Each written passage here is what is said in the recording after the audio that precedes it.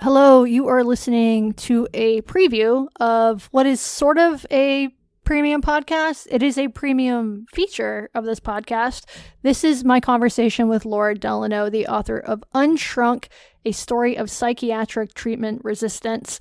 This was the first meeting of the Blocked and Reported Challenging Books book club. Laura and I met today on Substack Live, and you can hear a part of that conversation here.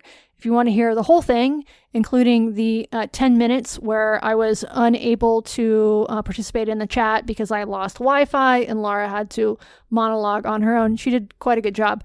Join us, blockedandreported.org. You will get access to all of our extra content. That's at least 3 extra episodes a month. You'll get access to our Substack Lives, these video conversations that we do, sometimes just Jesse and I, sometimes with other people. You'll also get access to our personals, our comment section, our chat, our community, and it is the best way to keep this show going. So please join us, blockedandreported.org, and enjoy the preview. For joining us, this is the first Blocked and Reported Challenging Books book club. This is something that I have wanted to do for a while, but I wanted a theme for the book club. I didn't want to just come on and talk about books that we loved or hated. I wanted a theme. And when I met Laura, this seemed like the perfect opportunity to decide that theme, and it is challenging books. So joining us today is Laura Delano. I have mispronounced your name, I think, 1,000 times when advertising it on the podcast. Don't worry, it always Gianna happens. actually made me practice this morning. So I think I have it. Delano. Yeah, Delano. Is that right? That's right. But Okay. don't worry if you say it the other way. She said what she said was she has such a nice name and you're butchering it. Thanks, Jenna. So my apologies for that. No But worries. welcome to the book club. It's great to be here. I'm really honored to be the inaugural challenging book.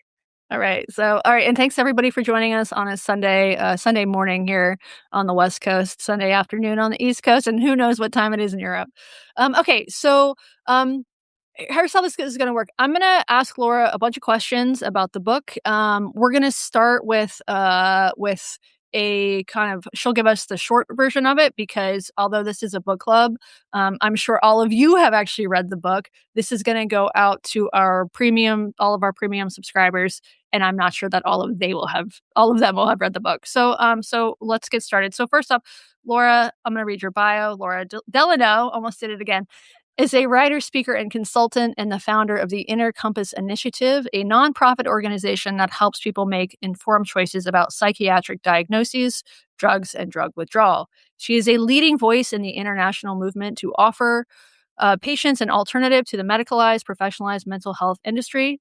Delano works with individuals and families around the world who are seeking guidance and support during their withdrawals journeys and their post-psychiatric lives. She lives in Connecticut with her husband and children. Her book, Unshrunk, The Story of Psychiatric Treatment Resistance, was published in March 2025. So Laura, just at the start here, just give us the short version.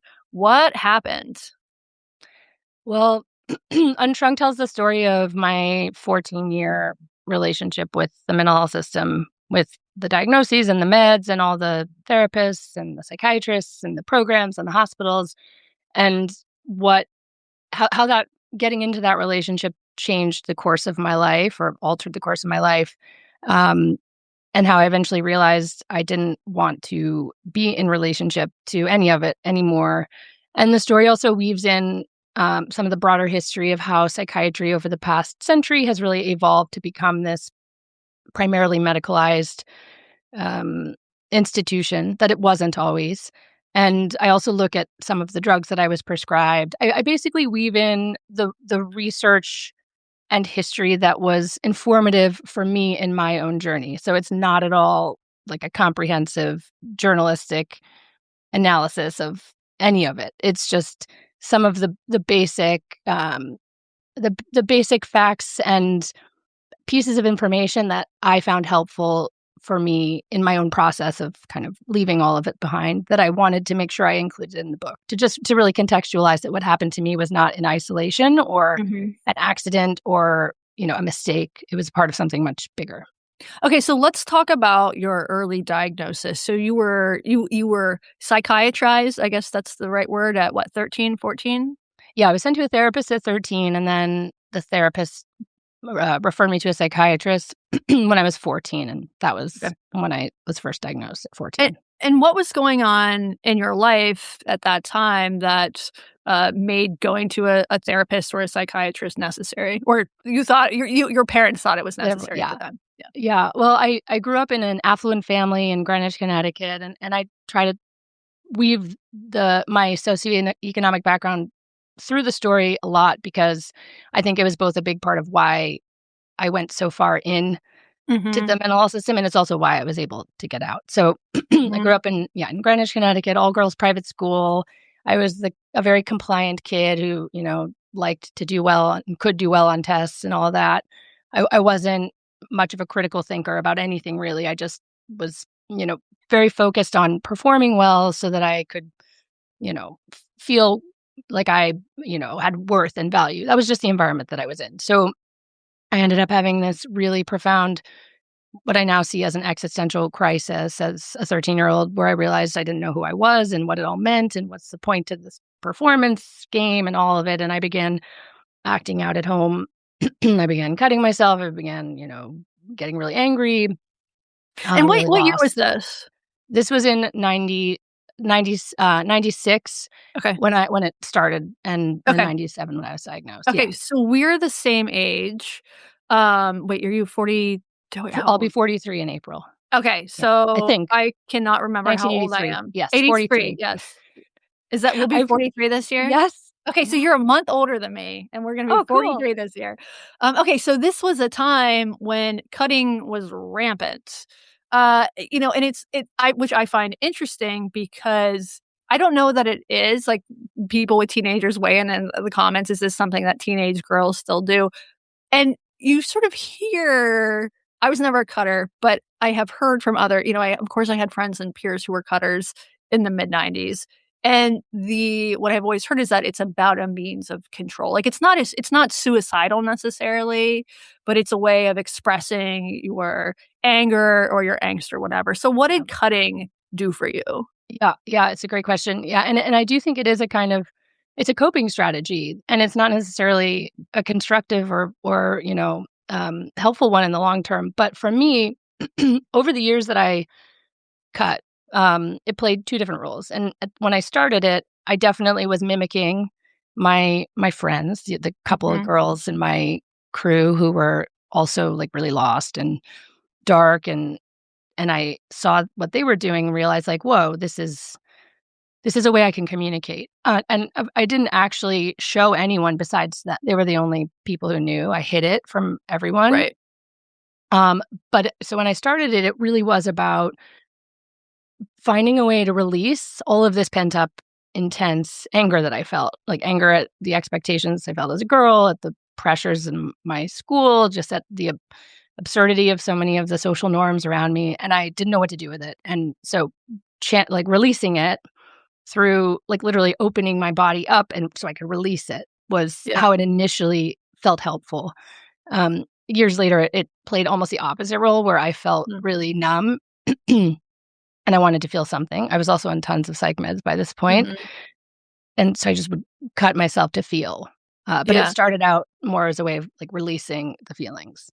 Did you when you were, researching your book, did you learn anything about cutting? Like, is this something that popped up in the '80s and '90s, or is there a long have because it is primarily women, have women been cutting since time immemorial? I'm seeing in the comments that people are saying that it's still a thing. You don't hear about it in the terms of, like, when we were teenagers, it was, like, Newsweek articles, it was, like, seemed as sort of a crisis, Yeah, it's still and this huge. very okay, yeah, Yeah, yeah. yeah. It's huge. I mean, maybe it's not as huge as it was, but I see and if you look around you in your community, at the young woman at the coffee shop register or, Yeah, behind the they've register got at yeah, Walmart, like it is not like I will see scars yeah, once every couple weeks. Like it's yeah, still a very common thing.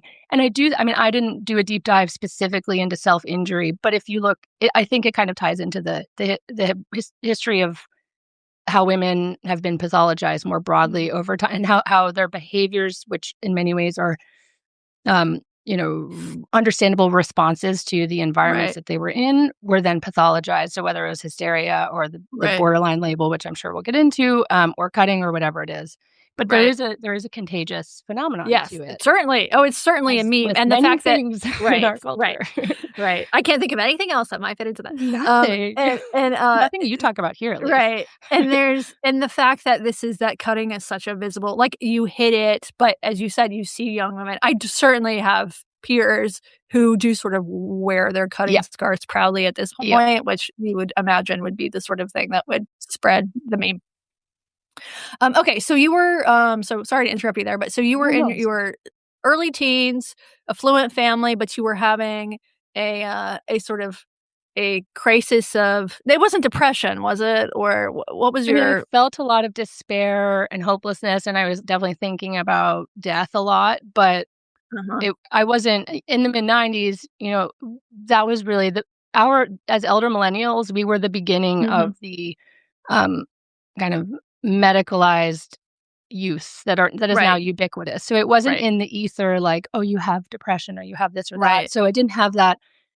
It was when a psychiatrist put that language on me that I really thought of it for the first time. I was just, pissed about how trapped I felt. Yeah. And I felt really sad about how meaningless it all felt. Right. But it sounds like fairly typical teenage, I don't know, ennui. Like it sounds like you were a goth. I was with no place to be goth. I was pictured me in literally. I went through 1 year of trying to wear rebellion, so I wore Jankos. Oh yeah, and simples and Delia's ball chain necklace. Like that was my goth. The baby tee, big yeah, totally. And all that is like, I'm like, when I see teenagers out, I just want them to know that they did not invent this style. They stole it from their moms. I know, totally. Yeah. But I mean, I do think I was experiencing what is the kind of archetypal adolescent awakening that all girls go through. I may have been at the more intense end of the spectrum. Like I was literally, hitting my mom and sitting with my legs out the windowsill. Like, should I jump? My parents didn't even know I was doing that, but I was on the extreme end. Okay, so severe acting out. This is beyond your mere everyday cutting. Okay, gotcha. Like my parents were just totally like, "Oh my God, this is terrible. We don't know what to do." Yeah.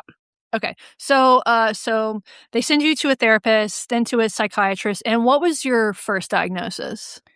The first diagnosis, which I received within an hour of my first meeting, was bipolar disorder. And I go into this in my book, but the mid-90s was the kind of prime time to get that diagnosis as a kid, because these drug industry funded Harvard Medical School affiliated doctors were publishing all these studies, or all these papers claiming that mania in children manifests as like anger outbursts, irritability, basically puberty.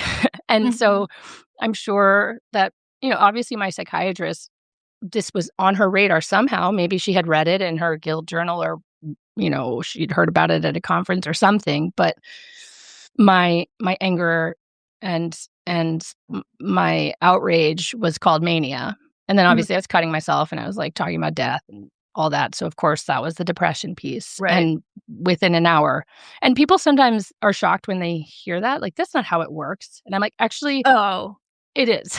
I got a bipolar 1 diagnosis within 15 minutes of meeting a psychiatrist. And I am not bipolar. I am not. Like, I write about that in my book as well. Yeah, so, I remember that part. Yeah. So when I received a bipolar diagnosis, I was thrilled, because my problem, which I sort of knew, was drinking. My problem was that I was an alcoholic, but giving me this bipolar diagnosis was sort of like, oh, this was done to me. I am sick. And I like leaned into it a little bit, it didn't become like a real part of my identity. But when you were given that diagnosis, was this, I don't know, how did that feel? Yeah, well, at first I was really offended, and because I knew then at age 14 that I was having a healthy response to a really crazy environment of just, Stepford Wives. My recollection is that the Stepford Wives book was based on New Canaan, which is next door to Greenwich, like literally Stepford Wives upbringing.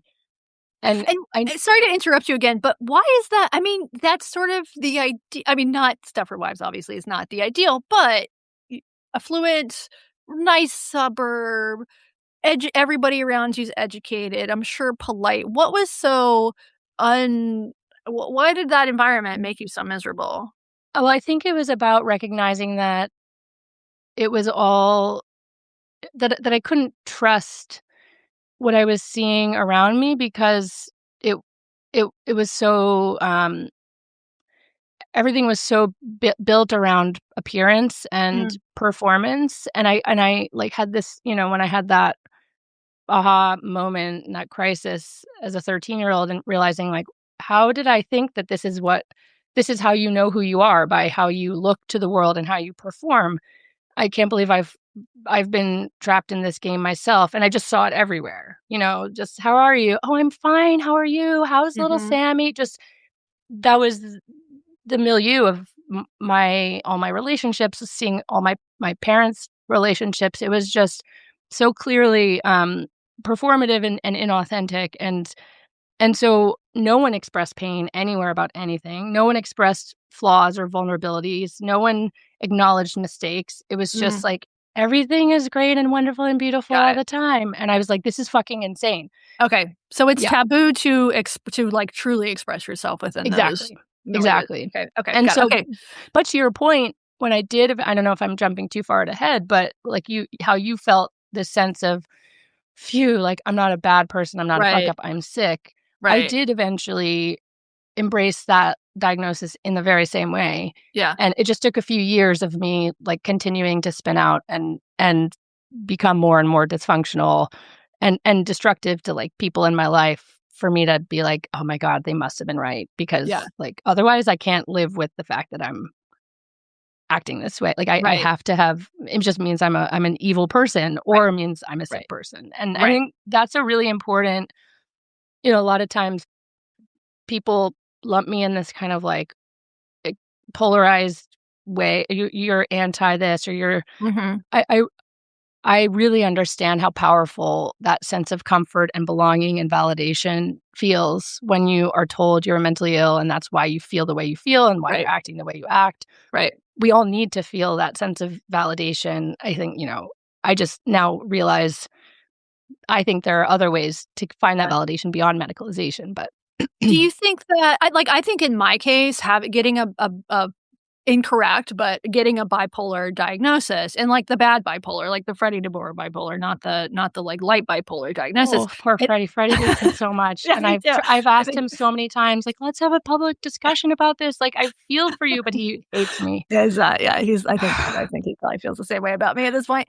But I think it gave me a not just like a reason for my bad behavior, but it also allowed me to escape responsibility. Totally. And that sounds like a very conservative thing to say, but I think it's also true. I mean, looking back on this now, how do you feel about that? And I think this is the sort of thing that people like absolutely bristle about, because I actually agree with Freddie that people who are genuinely psychotic are not entirely responsible for their behavior. Yep. Someone like I have sympathy for Kanye West. I think that, he like people always say this thing when a psychotic person does something racist or like problematic, like, well, bipolar doesn't make you racist. Well, if it makes you, walk down the street naked, why wouldn't it make you say that Jews are the devil? Like, I do have a lot of sympathy for that. I just think in my particular case, the diagnosis was a way of avoiding responsibility. Yeah, and that certainly happened for me too. And in retrospect, I think it actually became a self-fulfilling prophecy, because I eventually did embrace this idea that something was wrong with my brain chemistry, and I had this thing called bipolar that was like literally in my brain. I basically reoriented myself in my life and made my purpose like getting treatment, and like that's where I was asserting my agency, and being responsible and accountable was in the realm of treatment. And And the more I became focused on that, because I just desperately wanted to like feel okay in my skin and actually begin to function again and feel, I didn't even care about being happy at a certain point. I just wanted to like feel okay. Yeah. And so the more I put my energy into patienthood, the less I really lost touch with this basic idea that you're, you know, I get why people, responsibility, like pull yourself up by the bootstraps. And people think we're talking in that politicized way. We're not. Right. It's purely like, this is my body. This is my life. I have to, like, I'm responsible for the choices I make for myself. And it can be really intoxicating to just like let go of that when you're fucking tired and you're exhausted and you're overwhelmed by pain and you just want someone to take care of you. And you're like, I can't be responsible for myself anymore. Like there's real, I get why I and so many other people go there. To respond to your point about, Freddie and psychotic people and whatever else, because people ask me this a lot. I think part of what makes it hard to have a nuanced conversation about the reality that like people lose their shit and act in really crazy, scary ways is in many ways because of the language that we use to talk about all of this stuff. And this is where, to me, a lot of this is about medicalization and the fact that we have medicalized all of this and are talking about like psychosis, for example, in this very kind of clinical way where people, you rather than saying like this homeless man on the subway who's acting really scary or who's like peeing, I saw this viral X post, like people are so traumatized. This woman peed on the subway. Yeah. She needs help. She does need help. But when we're viewing this as about like untreated illness and these people don't realize they need treatment, that's like really distorting what's actually going on, which is a lot of like trauma, sleep deprivation, other like all kinds of sometimes, psychoactive drug use, neglect. Like by the time a person is on the subway peeing and acting crazy, like so many systems have failed that person over so many years. Mm-hmm. And so we look at that person as sick and needing treatment.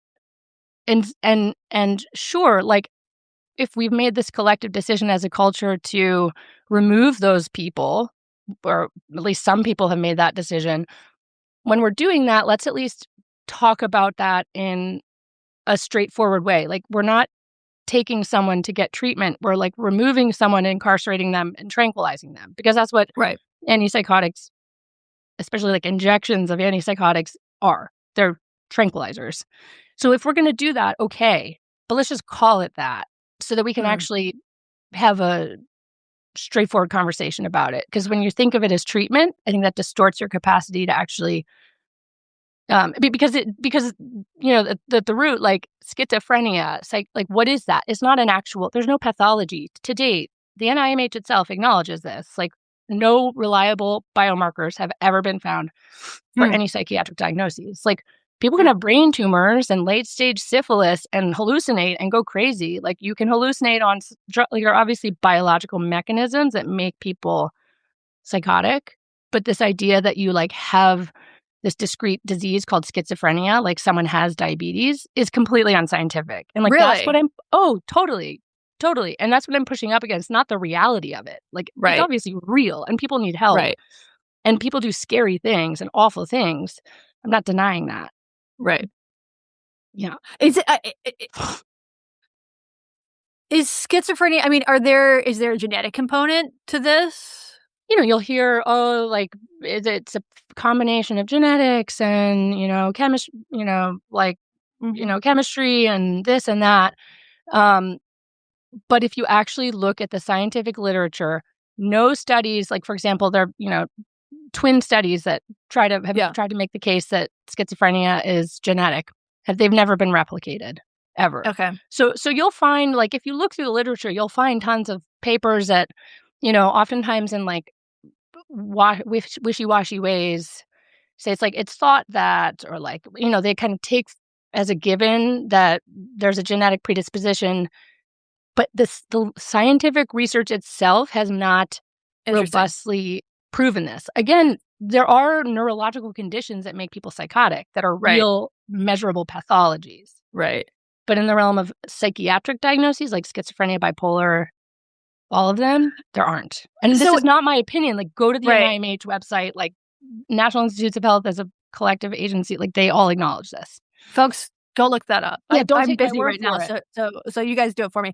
So, I mean, what's your sort of theory of psychiatric illness? Do you think psychiatric illness is always a response to trauma or environmental conditions, or what's the okay, so I mean, I would never pretend to think I know that. I think it's so fucking complicated, and people are individuals with individual lives, individual upbringings, individual, predispositions. Like, this idea that we can like have this one singular framework, to me, is absurd. Like, that's what Okay, so I want to get back to, we'll get a little bit more into sort of policy a bit later, but I want to get back into your story. So you were diagnosed as bipolar as a young teenager.